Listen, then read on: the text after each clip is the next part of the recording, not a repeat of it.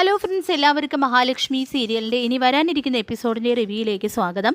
അങ്ങനെ കുഞ്ഞിനെ കാണാനില്ല എന്ന് ഞെട്ടിക്കുന്ന സത്യം അറിഞ്ഞ് തകർന്ന് തരിപ്പണാവുകയാണ് കണ്ണനും മഹിയും. ആ ഒരു ഷോക്ക് താങ്ങാൻ കഴിയാതെ മഹി അവിടെ തളർന്നു വീഴുന്നു.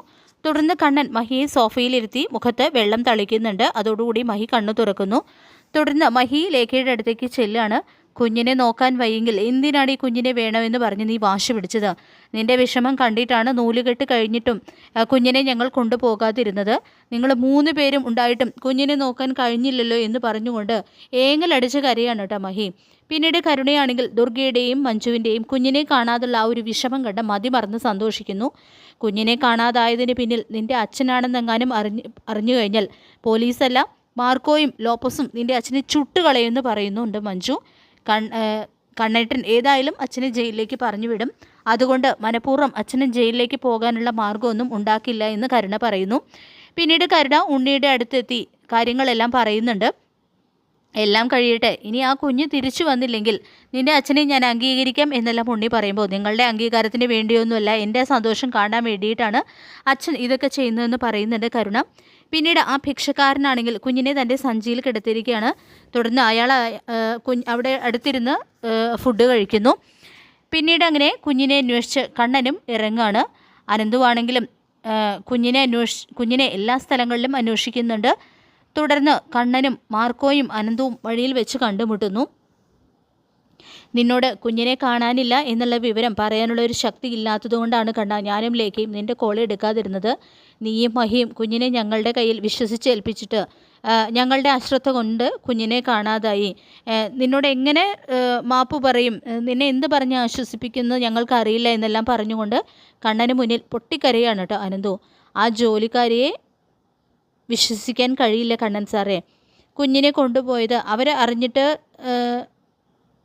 അവർ അറിഞ്ഞുകൊണ്ടല്ല എന്ന് പറയുന്നതിലൊന്നും എനിക്കൊരു വിശ്വാസവും വരുന്നില്ല എന്ന് മാർക്കോ പറയുന്നുണ്ട്.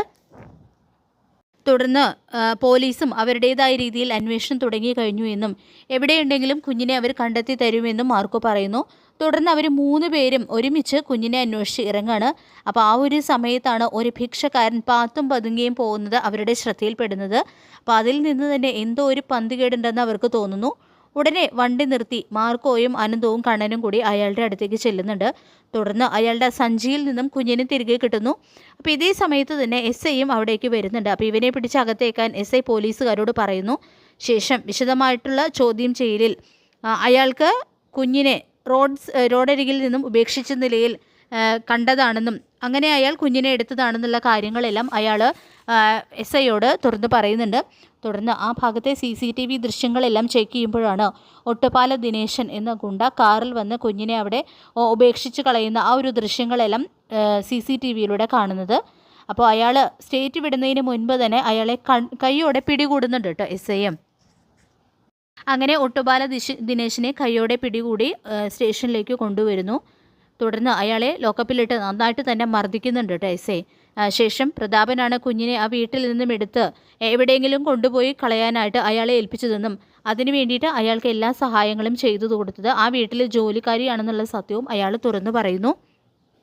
മാത്രമല്ല അന്ന് പാലിൽ വിഷപ്പൊടി കലർത്തി കുഞ്ഞിനെ കൊല്ലാൻ വേണ്ടിയിട്ട് ജാനമ്മയെ അയാൾ ഏൽപ്പിച്ചിരുന്നു. ആ ഒരു ശ്രമവും അയാളുടെ ഭാഗത്തു നിന്നുണ്ടായി എന്നുള്ള സത്യവും ഒട്ടുപാല തുറന്നു പറയുന്നുണ്ട്.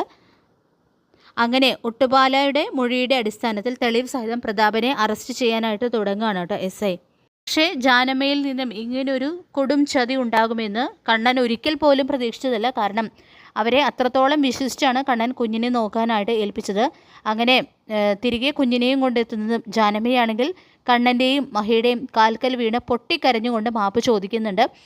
ഈ ഒരു വയസ്സുകാലത്ത് എന്നെക്കൊണ്ട് ഈ ദ്രോഹം ചെയ്യിച്ചത് ആ പ്രതാപനാണെന്നും അതിനു വേണ്ടിയിട്ട് എന്ത് ശിക്ഷ തന്നാലും താൻ അത് ഏറ്റുവാങ്ങാൻ തയ്യാറാണെന്നും പറഞ്ഞുകൊണ്ട് കണ്ണൻ്റെയും മഹിയുടെയും കാലിൽ വീണ് അവർ പൊട്ടിക്കരയുന്നുണ്ട്.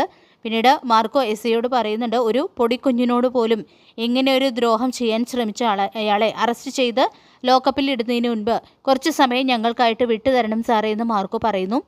അങ്ങനെ മാർക്കോയും അനന്തവും കണ്ണനും കൂടി പ്രതാപനെ മുത്തശ്ശിയുടെ മുന്നിൽ വെച്ച് നല്ല രീതിയിൽ തന്നെ അയാളെ കൈകാര്യം ചെയ്യുന്നുണ്ട്. അങ്ങനെ പ്രതാപനെ അർഹിക്കുന്ന ശിക്ഷ തന്നെയാണ് കേട്ടോ മാർക്കോയുടെയും കണ്ണൻ്റെയും അനന്തുവിൻ്റെയും കയ്യിൽ നിന്നും കിട്ടുന്നത്.